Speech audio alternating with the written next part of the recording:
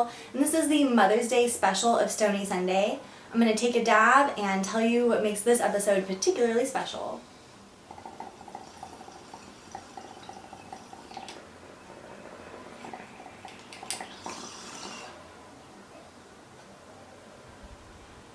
Decided to use this larger backdrop for now because it's actually wider than my Stoney Sunday typical backdrop, and that makes it a little easier for today's episode.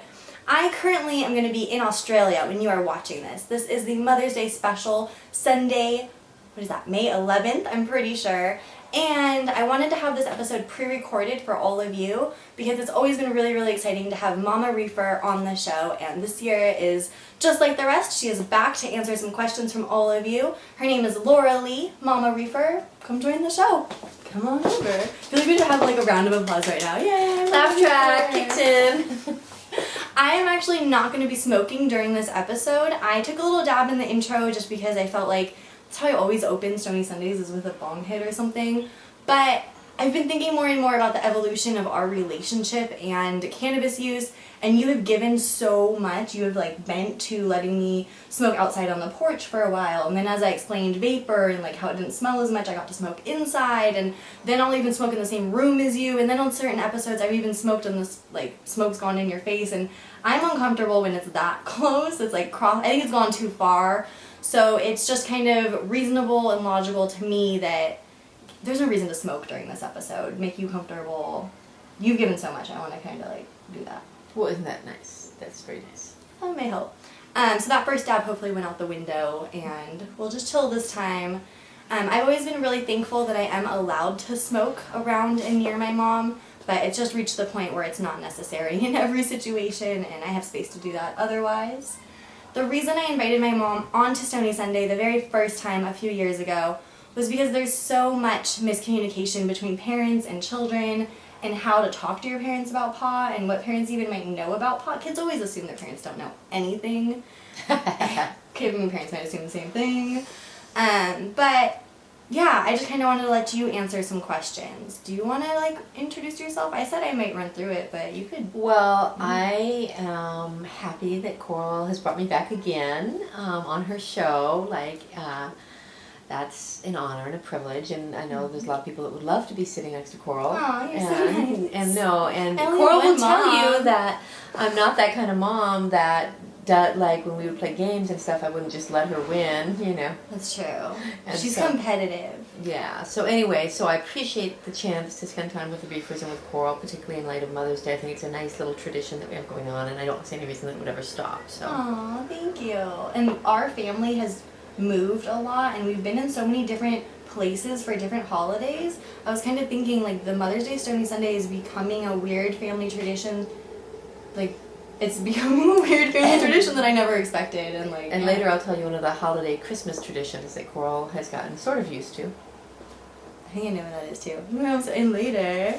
I Stay tuned. learned a lot of what I know when it comes to clear communication and just honestly responding to strangers from my mom. My mom was in advertising and sales when I was younger, and I remember growing up and like watching TV with you, and you'd be like, oh, they say 80% of people like it, you know that's 80% of people they asked, you know, and like you would just kind of show me when a statement is true and when a statement is whole and complete, and like the difference between them, and it was always really, really interesting. And I've been really thankful when people say that I do a good job on social media.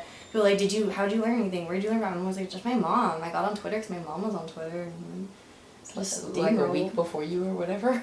But you were posting pictures and it looked awesome. It looked really fun. Good segue to the pictures. Yeah, my mom, I think I've mentioned it before, by the way, that she is getting more and more into photography, and that now we can both have conversations about meeting people IRL. Yeah, see? She's like, I know what that is. And the like, you know, you don't know what to expect when you meet someone. It's really funny because it's like I never expected that with my mom, to be able to, you're so tech savvy is what I'm saying basically, and social media savvy. Well, thank you for saying that. When I'm around people that are super tech savvy, I don't feel that way at all. I feel like I'm just one like button push away from oblivion, but okay. Aren't we all? The questions I get about my mom or for my mom often are, does she smoke marijuana? Have we ever smoked together? Will you smoke with me? No, she doesn't smoke. She hasn't smoked in over 28 years. It's true. Just celebrated over 28 years of no smoking, no drinking, and I have always been really, really thankful that she has made that choice in her life. I can't imagine the type of life I would have had if you had made another choice, and I know that you just took really good care to be present and a good mom, and I'm thankful that you did what you had to. It really bums me out that I can't smoke with my mom because it seems so awesome when people do. But it's like, it's something I've had to accept as I've gotten older. I've tried to accept as I've gotten older. It comes and goes, her level of acceptance. It does. But yeah, she's not going to smoke with me. She doesn't want to smoke. I have not tried to sneak any medication into my mom. I've had an opportunity at a friend's house with medicated cookies that she was like about to eat. And I have too much respect for her. I mean, could you imagine interrupting 20 plus years of your personal choice and then I'm just like messing around and want to... I wouldn't do it. I couldn't do it. But education is power, so we'll just keep talking about cannabis. I've talked a lot. Let's get into like the first question for you. Okay. Do any of your friends smoke weed? Yes. Like friends that you regularly hang out with and stuff? Well, I have a pretty eclectic group of friends, and my friends come in many flavors, and I've seen a good friend of mine went through chemo and used it for medicinal purposes to help keep, with appetite-related disorders. Mm-hmm. And then I have some friends who, I live in Santa Cruz. Yeah. So, I have friends that do lots of things, and this may be one part of that. Do you feel like as you changed your lifestyle, like it was hard to maintain friends that were using cannabis, or was it like it's just a non-issue with the friendships you have? Well, I think it really goes down to intent, because someone who's out of control in area, and this is, even though that's not the use you're talking about, Coral, there are people that will take something like this and use it in what I consider to be an out of control manner or an unhealthy manner, and I'm not going to be around that for too long with, anything, and mm-hmm. so I would hope, I guess that's all I got on that. Yeah, my mom really taught me a lot of what I know about controlling your environment and the type of freedom that we have. Like, we are adults in America, her and I. You may be anywhere, and even in California. And we get to decide who we spend time with. We get to decide who we live with. And if there are people in our lives that are, like you're saying, like just reckless or just habitually using anything to a dangerous point or a point that it's like taking away from other parts of their life, I think you and I are both the type of people, I probably am because of you, that it's just something we know is not our responsibility to fix, and we can take care of ourselves, basically. It's not that we don't, anyway. It's not that we don't next care. question. But yeah, It's not that we don't care. That you have to take care of yourself, and there's so many people, I get questions about, the reason I bring it up is I get questions of like, or statements like, you're so lucky to be where you are, you're so lucky to have this, you're so lucky to do that, and it's like, no, I choose to live here, I choose to have the people in my life that I do, because I want a happy life, and I want to have the freedoms I do, and people need to embrace that responsibility and freedom that we really have. Alrighty. Look what you Next question. Next question. Okay, we'll move on, fine. The next question that I get really often is, how did I tell my mom I smoke weed? And I don't think I first told you. I remember you found a pipe of mine in your bag. I like borrowed the bag, and you found it and you like left it on the top of the stairs, and then you never said anything. It was just like, you just gave it back to me. It was so scary. True that. Yeah. But that, it was a pretty pipe. But then I remember after 30 days of daily use, I told you about it. I did a little experiment. Mm-hmm. Well, such a mom. Part of being a mom is recognizing when your child is venturing off course, and and this is going to be true in a lot of areas, like how far do you let them go, how far do you rein them back in, and due to the prohibition and due to things like that, once anybody begins doing this, it's going to put them into exposure with a lot of possibly unsafe scenarios. So that remains true, and that remains true for a lot of people all over the world right now. When I told my mom about it, I remember saying that I decided to smoke every day for like a month. I'd been smoking after school and over at Will's house.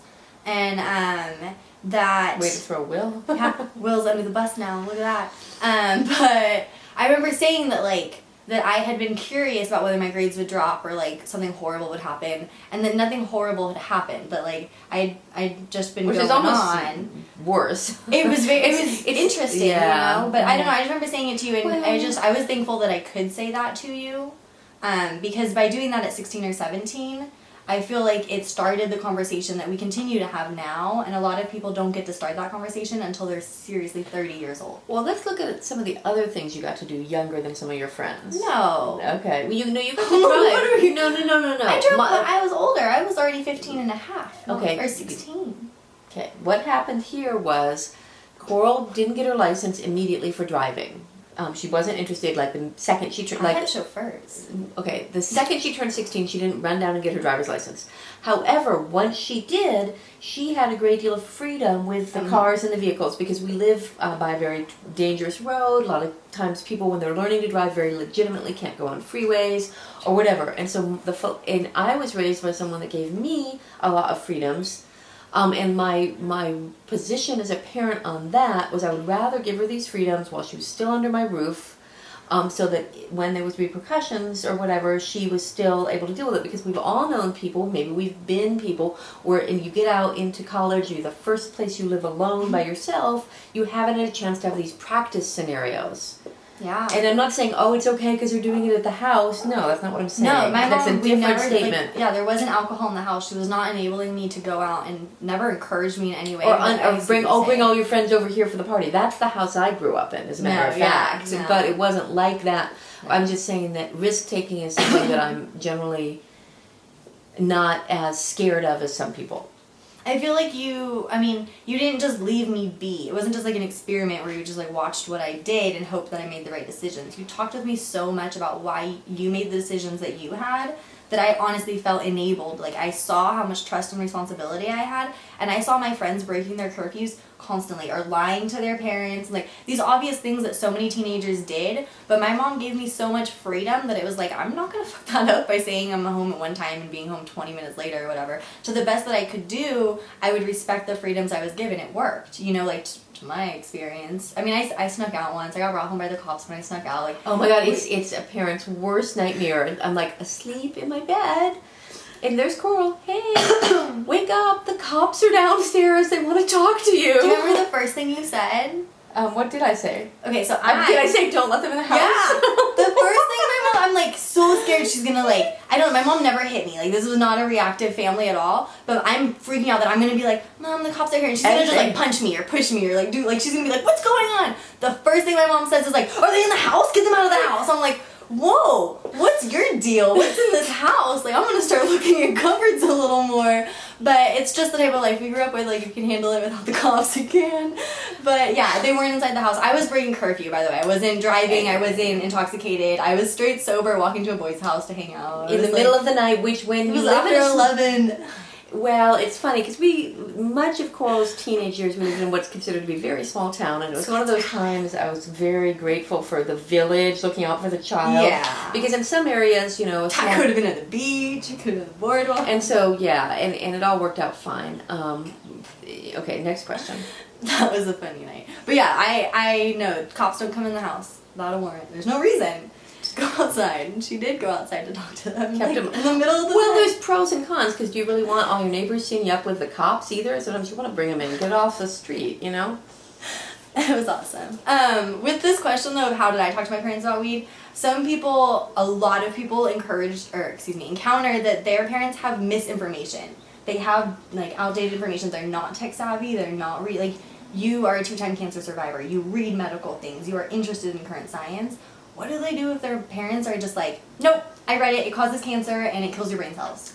Well, I think that this is not limited. Obviously, the focus of your work and everything is cannabis, but I think that's a much bigger subject, is how do you get accurate information, what's propaganda versus information, what's the context of it. I think that, that's really what it's about. Where have you found cannabis information that you've trusted? Because you seem to have a good grasp of the medical uses and everything. I don't think it's only anecdotal. First of all, I don't look for a lot of information on cannabis. Mm-hmm. And we're not going to get into much about where I work. No, of course not. But I have occasion to look at science, and there's, is it a human study? Is it large? Was it testing at the beginning and testing at the end of the same things? There's certain scientific principles, and if those are present, that's great, but is it a marketing press release from some studies? because a marketing press release is going to get a lot of play. People are going to talk about it, but when you dig deeper, there's no science. Yeah. Press releases are amazing how far they reach in the news. With nothing, with zero validity. Yeah, I received a couple and been like, oh, that's so weird. They give you lines to use and pictures to use and stuff. It's weird. Yeah. It's very strange. But yeah, that's, you have to be aware of that.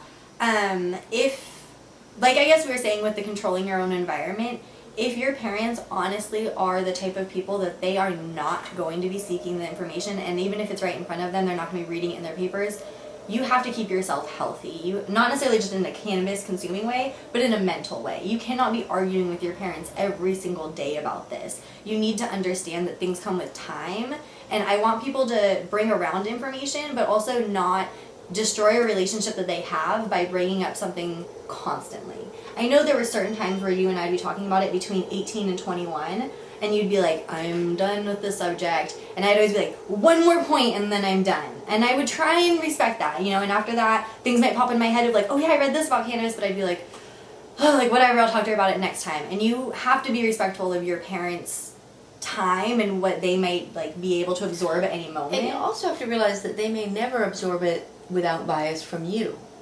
And what's that mean? What do they, because depending on where they are, who's their friends, what's their circumstances, no matter just the fact that you're the one delivering the information may taint it in a way that's unfair. I'm not saying it's right, but that's real. And to act like it isn't, you're not doing yourself a favor.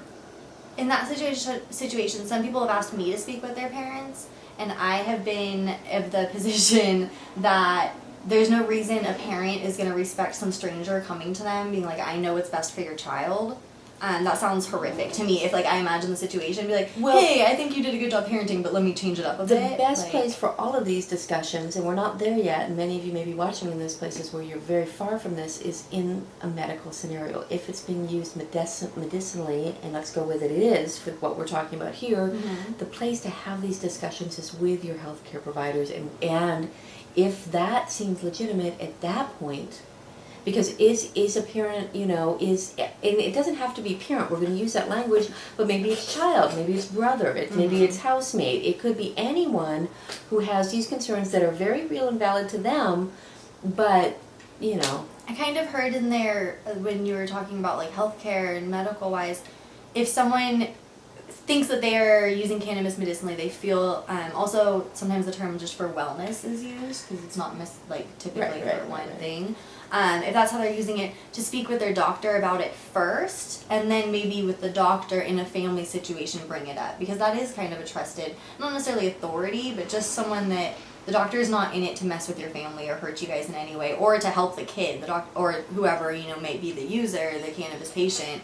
The doctor might be someone to bring it up with first in a safe environment, and then kind of have them help navigate the conversation. Right. That would be a good one. The next question, we got these questions, by the way, from StoneySunday.com/AskStoneySunday, or on Twitter with the hashtag AskStoneySunday, or I added on Instagram now once a week. People can ask questions. It's crazy. Crazy. They can ask everywhere. So if you have a question, you might even ask it before you're done watching this. Type it on one of those other networks while you're watching this.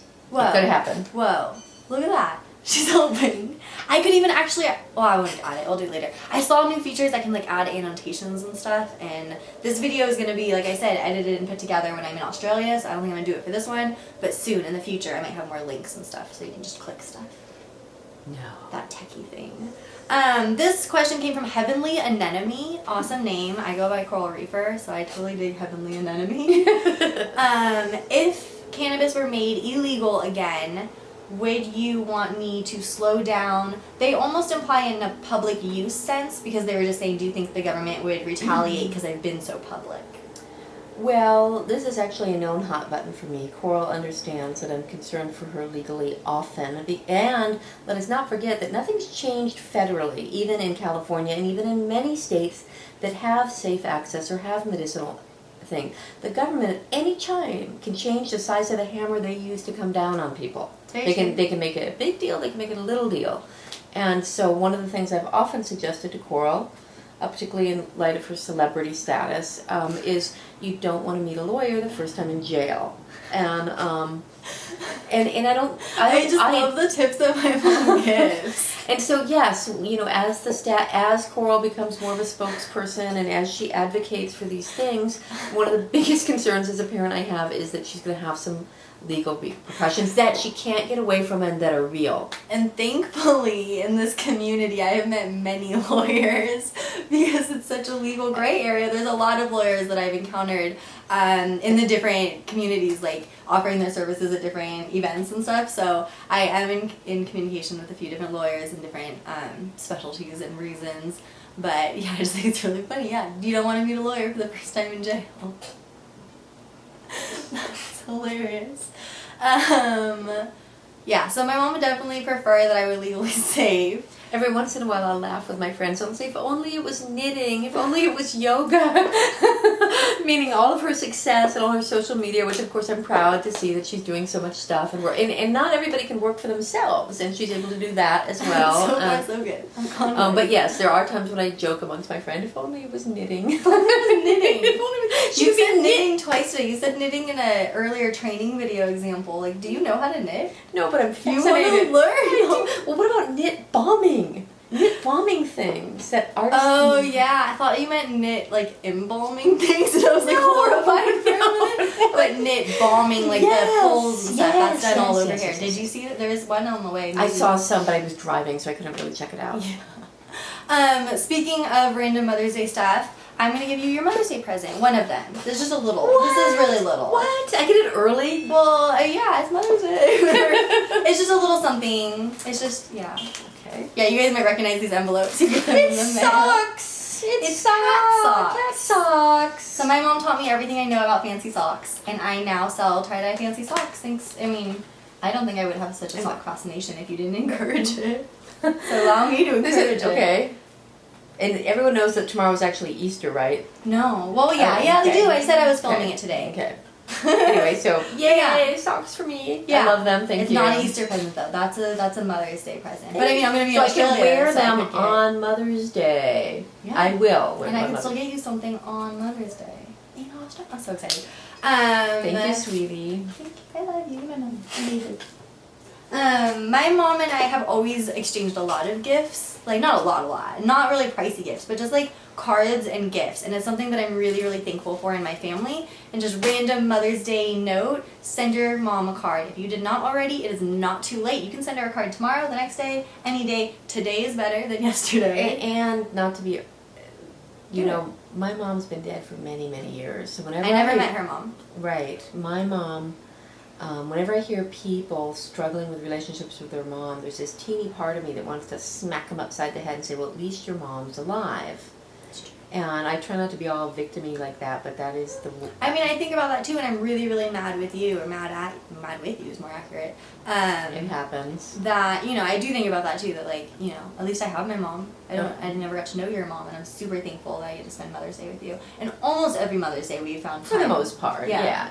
For the most part, definitely. I mean, I've worked a lot of them, but we still found time together. Right. But yeah, send cards. Everyone just gets bills in the mail, and my mom always taught me that cards were way better. So. Way better. Who doesn't like to get a nice card? It costs like $3 and you're done. Yeah, it's a good idea. Make your card too. You can print out pictures. My mom makes cards too. Photography thing. It's awesome. You get little. Can I go get the cat one? Yeah, go get it. The next question, I'm gonna just introduce it.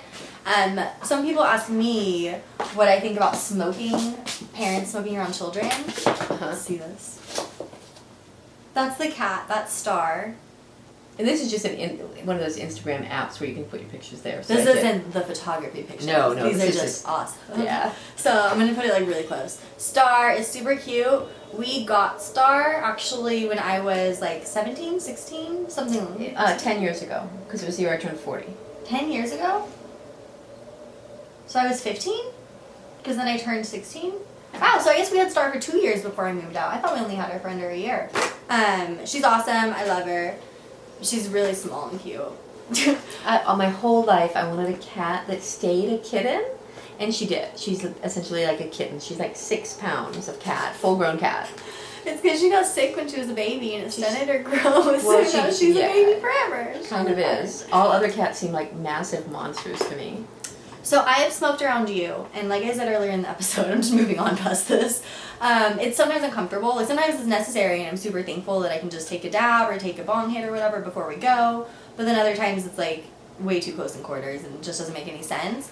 What do you think about parents smoking around their children, adult age, any age? Like, do you think there's a comfortable time it could happen? Do you think parents and children can smoke together in a reasonable way? There's too many unknowns. I mean, I know at one point people used to drive. Smoke itself isn't always going to, and I know you're going to go off on science behind this, but think about, like, in some places you can't even drive around a kid in a car with any kind of smoke. Mm-hmm.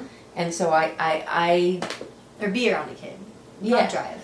Right, well, just I'm talking about in close quarters. Oh, okay, a car okay. is a close quarter. Like an elevator. If you get in an elevator and somebody's smoking anything, there's only so, that just is not, it's bad. And, Secondhand. So there might be... yes. Yeah.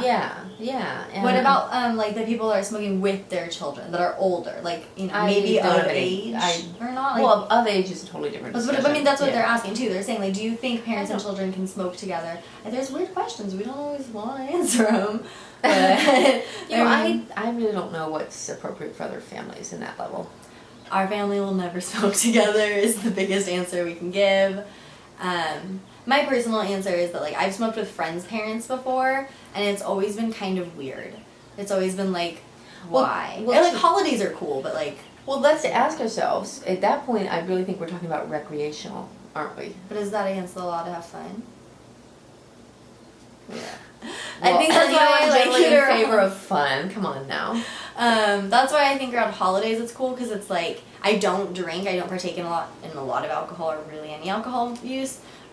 So I know a lot of people around the holidays, they go and they get smashed with their families, and it's like the only time they see grandma super drunk and stuff. And it's like, I never had those experiences, so that's not our family. But going and smoking with friends' families, like, it's kind of that, like, intimacy, like, oh, it's the holidays, we're hanging out. I think you did when we went to Disneyland with your uncle. Yeah, I saw one uncle drunk one time. It's very different than other families, And then for sure. Well, then he But- wouldn't come out with us, too. You're right, one time in all of my life, but I'm sure other people have very different experiences. And anyway, bonding in an intimate way with cannabis is something that I've enjoyed with families, but it can also be really awkward when it's just people smoke with their family constantly. Because then basically it's an adult child living with their parents in some way. Like, why are they smoking with their parents every day? Like, why are they hanging out that much? We don't hang out that much. No, it would be really weird. But yeah, I mean, at one time, my uncle got drunk and he didn't go to Disneyland with us. Disney World. Anyway, but that was pretty much the only drunk people I saw. And then at, like, family parties, there'd be other people, but not at our house. Not as a rule, no. And I think and some of that may have been our friends, because even though, I always have had a lot of friends, and some drink and some don't, but I think many people know, since I'm not drinking, if they're going to be doing that kind of stuff, they're not necessarily doing it at my house. This question's perfect for what we're talking about. Well, there you go. Mattis, I don't know if her name's Mattis 1 or Madison E. Maybe it's Madison E 420s. But I think that's what it is. Madison E 420s asked, how is cannabis different than booze, in the context that her parents are pretty okay with cannabis use. They think that she uses it recreationally, and they compare it often to alcohol. And she kind of, like, she doesn't think of it as alcohol. She doesn't use it recreationally when she's having fun or whatever. And she's trying to ask, like, how is it different than booze? Do you think it's the same? Well, no, I don't think it's the same. And the thing is, and we already did cover it at the very beginning of it, is that they may never hear anything different from her, no matter what she says, just because it's her. They obviously got some messaging early on, whether they learned it themselves or they really have a belief system that puts it in that framework. And so that may be a battle that she may never overcome. Now, One thing I think was, like, a good talking point for you and I was the endocannabinoid system, and how it's a system that's, like, naturally, it's in every mammal in the world, producing endocannabinoids, which are mere compounds to what's in cannabis. So you have to find a way to break that down in a conversation that your family's going to be comfortable with. Like, you don't talk science regularly. It's awkward for me to talk science with my mom, because we don't talk about molecules and that type of thing ever. Yeah. But talking about the endocannabinoid system and getting her to understand that when I was smoking, I was triggering and working with supplementing the endocannabinoid system, and not serotonin, not any other major compounds in my brain. It wasn't like alcohol. Well, alcohol ends up with so much sugars too. Mm-hmm. And it has so much negative physical effects. That was a good way to differentiate it too, like liver damage. Yeah, calories. Again, oh, yeah. You know, people's. I have a pretty firm belief system that families get to make certain decisions themselves. They really do, and they don't have to make sense as long as nobody's being injured, nobody's being hurt, and whatnot. That's like families should have that right. Like, and this is totally a different thing, but it's like one thing that Coral grew up with, and it's not related to drug use. Like the family safety rule I had is she could never play on stairs, and we would go places.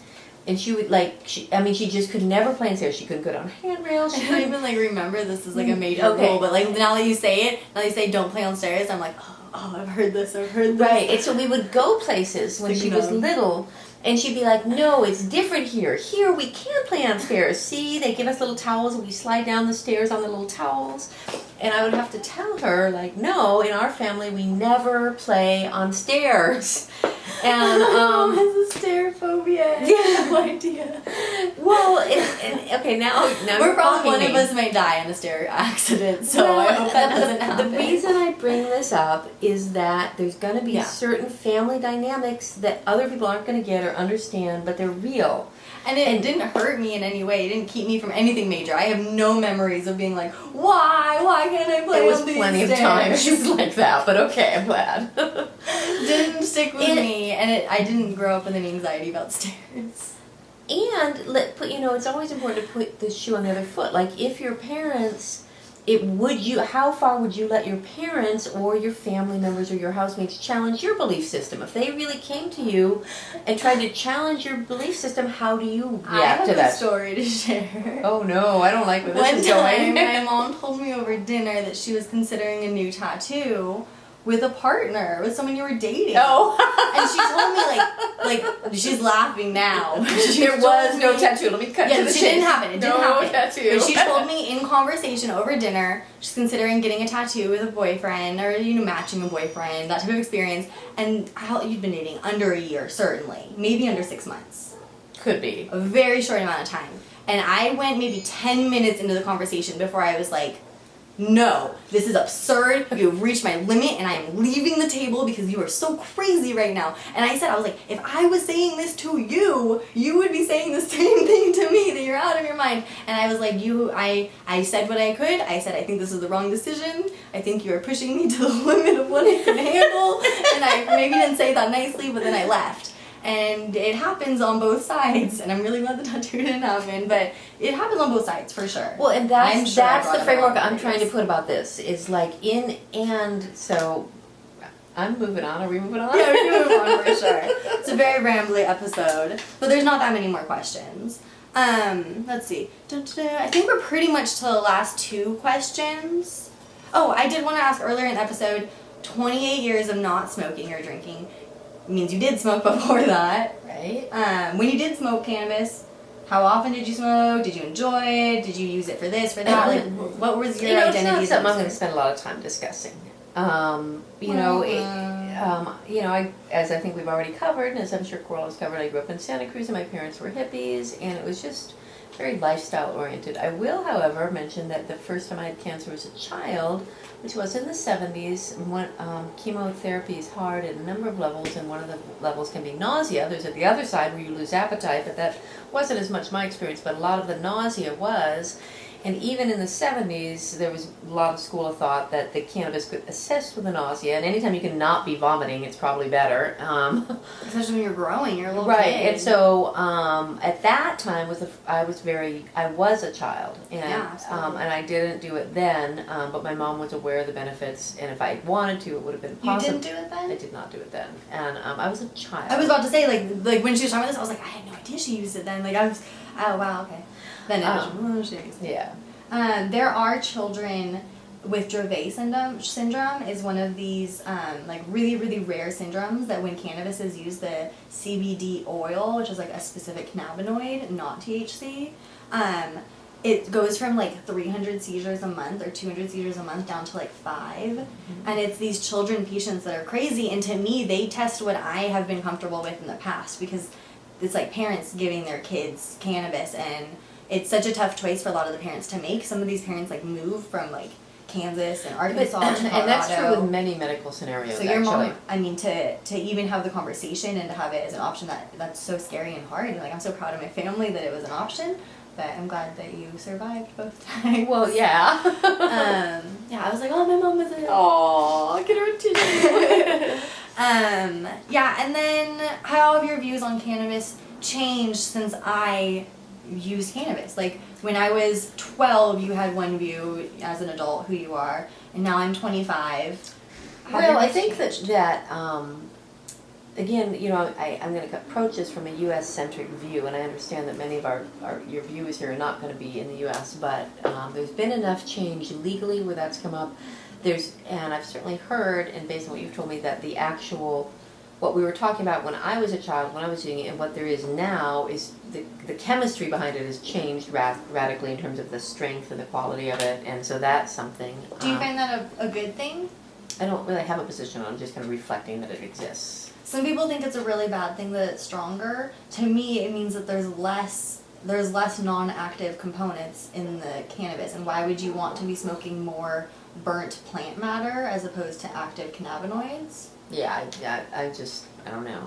So I think, you know, my position, I understand that Coral has some anxiety issues. I couldn't be her mom without seeing that. And I've also seen her using other ways to have some freedom behind that, because nobody wants to live in that state. I can only imagine a scary state at times. And so I want her to have safe access to whatever is going to help with that. Mm-hmm. Yeah, but my mom has also always encouraged using other tools. Well, and that brings, yes, thank you for that. Like we said it earlier, like the question is it the right tool for the job? You know, because what is it, that parable, like if the only tool you have, everything looks like a hammer, you know. And the other thing, and I've said this and I believe this, and this is something that I find to be true in a number of things, is if it's strong enough to help, it's strong enough to hurt. And so the idea of side effects and those kind of things are present in many things. I know, cannabis is so unique. Like, I really like that statement. Like in yoga, they say in every pose there must be repose. Like, I'm all about balance and like cause and effect. But I hate to hear her cough. I do. It makes me nuts. But what if coughing is shedding unhealthy cells, and if I wasn't smoking, I'd be more prone to having a cell mutation to lung cancer? Well, Cannabinoids actively help you slough off damaged cells in your lungs. I don't know if that's why you cough. That's not what I'm saying. I cough a lot. My mom hates to hear it. I've tried to look into what coughing means, and it's led to me to believe it's a coating of my lungs in cannabinoids. The quicker the better. That's why I don't hold my breath in. I don't try and burn them. I take low temp dabs and hits, but I am sloughing off those unhealthy cells. So it's a good thing when I cough. But the last question was actually one I totally forgot I was going to sneak in. If the world legalized cannabis, how would it work? What would the world do? Well, first of all, there is no real world in the sense of everything the same. We're all in different countries, different laws, different impacts. And it impacts so many infrastructures. But what if over time all of the countries came to legalize? This person's asking from Germany, so I don't want to like misconstrue what they said as too simple. I think that that would be a sea change, and I think there'd be a lot of stuff we'd learn that we don't have access to learn now, and I think there's probably some downsides we can't even imagine because we're so far away from that. Because they're so far away. I love that question because to me I just wanted to bring up the point that if the world suddenly had legal access, people are already using cannabis. So all the fears of like, if the world was crazy stoned, people would run out and there'd be car accidents and there'd be murders and blah, blah, blah. That's already happening. There are car accidents and murders and robberies and horrible things happening every single day. I don't think cannabis legalization is going to have a severe cause and effect on that, and I think we need to like drastically look at why there's horrible things happening, not just what can we outlaw to prevent it, but like why are people killing each other instead of how they're killing each other or what substance they're on when they kill each other. Why are they killing each other? That's what I had more interest in. Anyway, I was like, whole world's high. Like, it's going to be kind of the same as now, but maybe our resources would be better spent. Well, there's that. And then, didn't I promise to share a family tradition? Yeah, the last one from Dana. Oh, wait, no, the family tradition. Do that one first. Okay, so Coral already opened the door when she said that we love to give each other little gifts, that we will randomly give each other little gifts at various holidays or, you know, whatever. And it's just a fun expression of love between us, and it flows out a little bit. So in that light, I've often bought little presents for Coral throughout the year, and then I would like hide them when we were living together. I would hide them, and then I would sometimes forget that they even existed for like a month or 2 years or whatever. She doesn't smoke weed. And then I would open a drawer, and I'd be like, "Oh, look, it's your Christmas present from when you were 8." And it'd be like a tiny, some ridiculous thing that an 8-year-old would like, and then 12-year-old Coral or 10-year-old Coral would be looking at me like, "Are you insane?" And so the tradition we have is that I buy presents year-round for Christmas, and then I forget they exist, and then I find them year-round and give them to her then, hopefully. We give gifts on any day and pretend it's for other days. Oh, well, lots of families do that. No, they don't. Yes, they do. No, Yes, they don't. No, Yes, they don't. I have experienced with other families. I have gone around. I've asked some families. Like, we do it a lot because I worked in the restaurant industry and I worked a lot of holidays. We celebrated Thanksgivings other days. There are plenty other times where we also, I grew up, my mom and my dad divorced when I was 2.5, almost 3. So I grew up having 2 holidays and a lot of times. So it feels very comfortable in our family to be like, it's the Tuesday before this holiday, let's go get your gift now. And it's not weird, and they don't have to keep it secret. I don't have to wait to use it or open it. I started using my new computer in like November, and that was my Christmas present, and it was awesome. Yeah, so we kind of, to give is awesome. I think, yeah, that's awesome. The last thing that I was going to try and include is from Danish Dana. Danish Dana asked if there is any cute or funny story about me as a young Coral or as like a little person you wanted to share. Well, there's a lot. I'll have to start thinking of them. But one that comes to mind right away is I only have one daughter. Coral's my only child. And so when she was very tiny, of course, I could dress her up as I wanted. She's always had really pretty hair and everything. And what color is my hair naturally? It's very dark naturally. Whoa! Well, it was dark when you were born. She's a blonde, though. She's a blonde. I'm like, what are you talking about? You're going to make me look so bad. All of my school photos are blonde until I dyed my hair. She was a towhead. But as a baby, it was dark. I was born with dark hair. Yeah. But all of my school photos, I have blonde hair. And then when I stopped spending time in the sun and I moved out, I got much darker, and I dyed it black for a while. And now I dye it obviously much, much lighter. But I'm naturally a blonde, and I thought my mom would say that. Okay, unscripted, what are you going to do?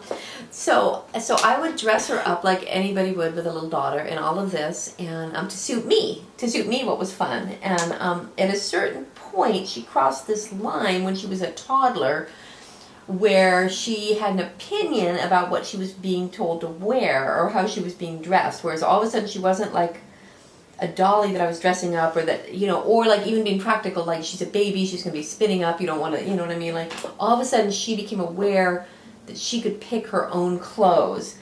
And what she picks, first of all, would be a t-shirt and little leggings.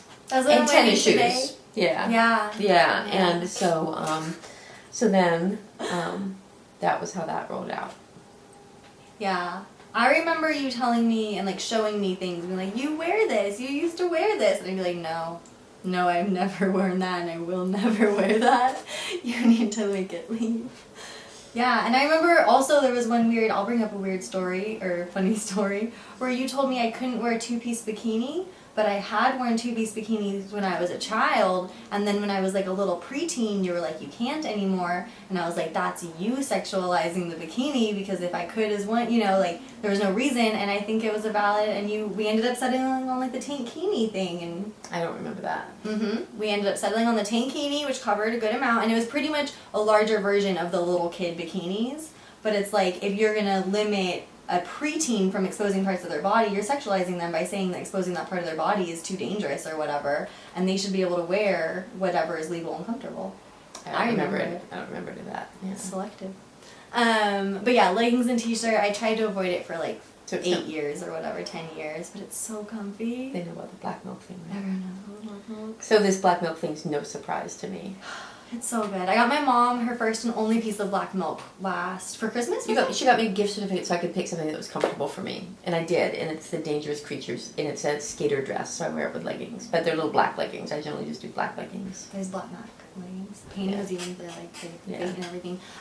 Do you get compliments when you wear your black milk out and I about? do. How many compliments did I get on these leggings today? In about a We ran 15-minute 2 period, you got errands. 4. 4 from not just tiny fashionistas, but people of wide range of age and gender and race and just in general. And they weren't like weirding out on her Someone clothes. ran out of a store. The shop owner, shop worker, apron on, ran out of a store and was like, "I love your pants." So I had this moment where I was like, "See, they're worth it. They're actually really cool. People love them." Is this where you hold up their logo? I know. I wish. Sorry. People have been like, "Does Black Milk sponsor you?" They don't do that. They don't do that. They don't need to do that, frankly. It's true too. Yeah. But also they just don't do that. I'm really, really glad you could join for this episode of Stoney Sunday. I think it's like episode... Million thousand. Yeah, that's exactly what it is. That's about it. I've never really ended without a bong hit. There's also no news nug while I'm in Australia. Right now I've been recapping 5 cannabis news stories a week at the end of Stoney Sunday. But while I'm in Australia, I don't want to deal with having to find Wi-Fi and the charges and all of this. I'm going to try and post as best I can, but I'm going to hiatus news nug for 2 weeks. It's my first official hiatus of anything. I hope it goes well for you. So because she barely gets a day off, I worry about that. Yeah, that's true. This is like not a day Okay. off, but it's fun. But I hope everyone has a fantastic Mother's Day. If you don't have a mom, there are still ways to celebrate. You can help other families. You can give to the children in your lives that maybe don't have great relationships with their moms. There are other ways to always participate and always show love. And I sometimes am really bitter about traditional holidays that I don't celebrate traditionally. And it's something that I'm just trying to not be as bitter about and learn to celebrate the Yay. love that you have. Yay. Yay! Thank you for joining. Thanks for having me. Bye, Reefers. Stay high, you guys. Thank you.